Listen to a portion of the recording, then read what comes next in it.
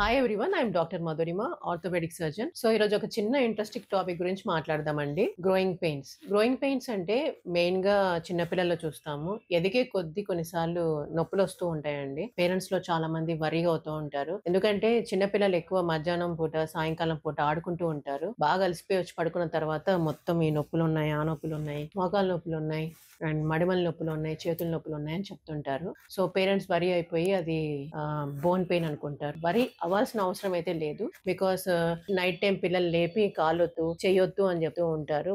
So ఇలాంటి conditions లో worry అవ్వాల్సిన అవసరం లేదు. So it's nothing but muscle fatigue వల్ల వచ్చింది. అంటే మజిల్స్ ఎక్కువ అలిసిపోయి వాళ్ళ వచ్చిన ఫెటిక్ వల్ల వచ్చిన పెయిన్స్ అండి అవి. So it's nothing to do with bones. So దీని వల్ల ఏంటంటే, సో ఇది వచ్చినప్పుడు ఏం చేయాలంటే పిల్లలకి వేడి కాపురం పెట్టాలి. అంటే హాట్ బ్యాగ్స్ కంప్రెషన్స్ పెట్టాలి, లేకపోతే వార్మ్ కంప్రెషన్స్ పెట్టాలి. సో అయితే స్ట్రెచింగ్ ఎక్సర్సైజెస్ చేయించాలి. అండ్ ఇంకోటి ఏంటంటే మంచి హైడ్రేషన్ ఉండాలి పిల్లలకి. అండ్ ఇంకోటి ఏంటంటే vitamin D rich foods, calcium rich foods పెట్టాలి. సో ఇలాంటివి వస్తే మాత్రం పేరెంట్స్ ఎవరు వరి అవ్వాల్సిన అవసరం లేదు. ఇలాంటి చిన్న చిన్నవి ఇంట్లోనే చేసుకుంటే పిల్లలకి సెట్ అవుతుంది. Thank you so much.